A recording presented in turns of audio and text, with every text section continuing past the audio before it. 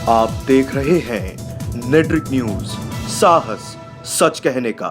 Ahir regiment हक है हमारा, जय यादव, जय माधव। अहिर रेजिमेंट हक है हमारा। पूरे भारत देश के अंदर प्रत्येक गांव में जाएगी, प्रत्येक शहर में जाएगी, प्रत्येक यादव से जुड़ेगी और प्रत्येक हर उस व्यक्ति से जुड़ेगी जो दबाव महसूस करता है। ये जातिवाद तो है, आप मानिए या ना मानिए। इस केंद्र सरकार की यही मानसिकता है कि वो कुछ वर्ग को खुश करना चाहती है। मनोबल डाउन होता है। जो युवा तैयारी कर रहे होते हैं वो बार बार इस बात को अपने मन में विचार लाते हैं। आप किस तरीके से मरणोपरांत भी किसी शहीद के साथ भेदभाव कर सकते हैं? आज मुझे इसका जवाब दे दे कोई भी सरकार। सेना में भी भेदभाव की स्थिति है। भेदभाव है, थल सेना में ही। अब ये चिंगारी उत्तर प्रदेश में बहुत मजबूती से उठ चुकी है कृष्णवंशी महासभा के द्वारा। सबको बताना चाहते हैं कि अहिर रेजिमेंट जो है ये हमारा हक है और अपना हक हम लेकर के रहेंगे। या तो हमारी रेजिमेंट बनाओ, अन्यथा सारी रेजिमेंटों को हटाओ। जब तक हमारी मांग पूरी नहीं होगी तब तक तो पीछे हटना ही नहीं है, चाहे फिर कुछ भी हो जाए।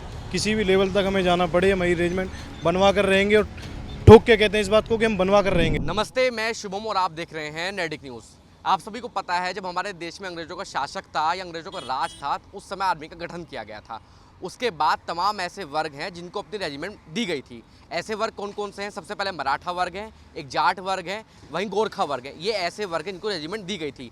हालांकि जो रेजिमेंट का जो प्रावधान है वो सिर्फ थल सेना में है, वायुसेना में ऐसा कोई प्रावधान नहीं है। वहीं दूसरी तरफ नौसेना में भी ऐसा कोई प्रावधान नहीं है। लेकिन कुछ ऐसे वर्ग हैं जो पिछले काफ़ी लंबे समय से अपनी रेजिमेंट की मांग कर रहे हैं। ऐसे ही एक वर्ग है अहिर वर्ग। अहिर वर्ग जो है पिछले काफ़ी लंबे समय से अपनी रेजिमेंट का मांग कर रहे हैं। आप मेरे पीछे देख सकते हैं, जगह जगह अगर आप नोएडा क्षेत्र में आते हैं तो ऐसे ऐसे बोर्ड आपको लगे हुए मिलेंगे जहाँ लिखा हुआ अहिर रेजिमेंट हमारा हक है। अब देखिए, आप मेरे पीछे देख सकते हैं, कुछ लोग उनसे बातचीत करते हैं। अहिर रेजिमेंट की मांग क्यों उठा रहे हैं, कितनी लंबे समय से उठा रहे हैं, सरकारों का क्या कहना है इस मुद्दे पर। क्या नाम है आपका?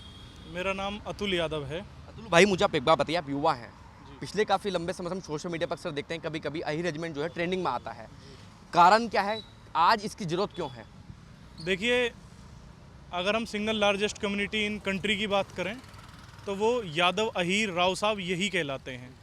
ऑन रिकॉर्ड में बता रहा हूँ। दूसरी बात यह है कि जिन लोगों की आबादी 2%, 1% है देश के अंदर, उनका रेजिमेंट बना हुआ है। मगर सबसे ज़्यादा परसेंटेज वाले जो यादव हैं उनका रेजिमेंट नहीं बना हुआ है। और बात यह है, जब एक ही जगह पर दो हमारे भाई शहीद हों और एक को सम्मान दिया जाए जाति सूचक शब्द लिख करके, XYZ कुछ भी कह लो, उसे जाट रेजिमेंट का कह लो, राजपूत रेजिमेंट का, किसी का भी कह लो, उसको सम्मान दिया जाता बाकायदा उसकी जाति सूचक शब्द लिख करके। और कोई अहीर या वो लोग जिनको रेजिमेंट नहीं मिली उनके कंधे पर उनका नाम नहीं होता। तो सर्वोच्च बलिदान देने के बाद भी किसी व्यक्ति को अगर उसका सम्मान ना मिले तो वो पीड़ा की बात होती है, दुख की बात होती है। और जैसा आपने कहा, हम युवा हैं, हमारा ये जिम्मेदारी भी है और नैतिक जिम्मेदारी बन जाती है कि हम उन लोगों के इंसाफ की मांग करें, अपने भाइयों के लिए इस रेजिमेंट के आवाज़ उठाएं और इस अधिकार को लेकर के रहें। अब मुझे एक बात बताइए, जिस तरीके से आपने कहा कि जो अन्य जातियाँ हैं जिनको रेजिमेंट प्रदान की गई है, वो आपके कंपैरिजन में आप लोग कुछ ठगा हुआ महसूस करते हैं? बिल्कुल ठगा हुआ महसूस करते हैं और बिल्कुल दुख के साथ बताना चाह रहे हैं, भारतीय सरकार अगर ये सुन रही है तो स्पष्ट सुन ले, ये बहुत ही दयनीय स्थिति है। आप किस तरीके से मरणोपरांत भी किसी शहीद के साथ भेदभाव कर सकते हैं? आज मुझे इसका जवाब दे दे कोई भी सरकार। मैं किसी एक सरकार की बात नहीं कर रहा। आज सत्ता में भाजपा है, पहले कांग्रेस थी, तब भी हमारी ये मांग थी और पुरजोर तरीके से मांग थी। और हम स्पष्ट कह देना चाह रहे हैं कि अब ये चिंगारी उत्तर प्रदेश में बहुत मजबूती से उठ चुकी है कृष्णवंशी महासभा के द्वारा। और ये चिंगारी अब आग बनने जा रही है धीरे धीरे। या तो हमारी रेजिमेंट बनाओ, अन्यथा सारी रेजिमेंटों को हटाओ। या तो अहिर रेजिमेंट भी बनेगी, और हम तो अहिर रेजिमेंट की क्यों बात करें, जैसा चंद्रशेखर भाई ने भी आवाज़ उठाई थी कि चमार रेजिमेंट बने, वो भी बननी चाहिए। गुर्जर रेजिमेंट, सबकी रेजिमेंट बननी चाहिए, जब भी इक्वलिटी होगी जो संविधान हमें देता है। अन्यथा सारी रेजिमेंट ही खत्म हो। हम ये भी नहीं कह रहे कि भाई आप जातिवाद हम कर रहे हैं कि भाई आप रेजिमेंट ही बनाओ या अहीर को लेकर आप फिर सारी रेजिमेंट को ख़त्म कर दो। अंग्रेज़ों ने बनाई थी, अंग्रेज़ों की कई कुप्रथाएं ऐसी थी जो आज भारतीय डेवलपमेंट के अकॉर्डिंग दृष्टिकोण से सही नहीं है, वो चीज़ें समाप्त कर दी गई। रिसेंटली हमारे जितने भी ये कानून थे उनमें भी प्रावधान करके लगभग सारे कानून अंग्रेजों के ख़त्म कर दिए।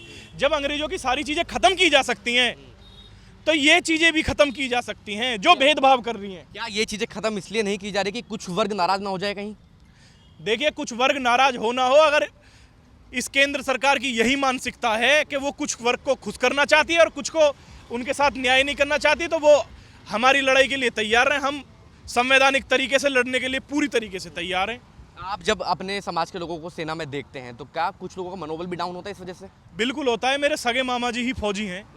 कभी कभी बातें होती हैं, उनका बातों बातों में ही वो पीड़ा निकलती है कि भाई किस तरीके से हमारे साथ भेदभाव होता है। रेजिमेंट सिर्फ एक रेजिमेंट नाम नहीं हो जाता है। जब रेजिमेंट किसी समुदाय को या किसी जाति विशेष को दी जाती है, उसके लिए अलग से कुछ ऐसी फैसिलिटीज़ दी जाती हैं जो सिर्फ उन वर्ग विशेष को मिलती हैं, वो अन्य लोगों को नहीं मिलती हैं। मतलब सेना में भी भेदभाव की स्थिति है? भेदभाव है थल सेना में ही। और आपने एक बात और कही कि वायुसेना में और कहीं रेजिमेंट की ज़रूरत, भाई साहब वहाँ तो आबादी जो संख्या है सैनिकों की वो बहुत कम है, थल सेना में ही ज़्यादा है। 12-13 लाख की संख्या है, तो वहीं पे ज़रूरत है अहिर रेजिमेंट की। और सबसे बड़ी बात अब ये मान सम्मान की लड़ाई है, या तो सारी रेजिमेंट खत्म होंगी या अहिर रेजिमेंट भी बनेगी। अच्छा, मुझे आप एक बात बताइए, जब तमाम वर्गों से बात करते हैं, सरकार जैसे आपने तमाम कहा कि कांग्रेस की थी या भाजपा की है, इनके नेताओं से कभी संपर्क हुआ है इस संबंध में? देखिए, समय समय पर कुछ लोगों ने संपर्क किया है, मगर वही टालने वाली बात आ रही है सामने।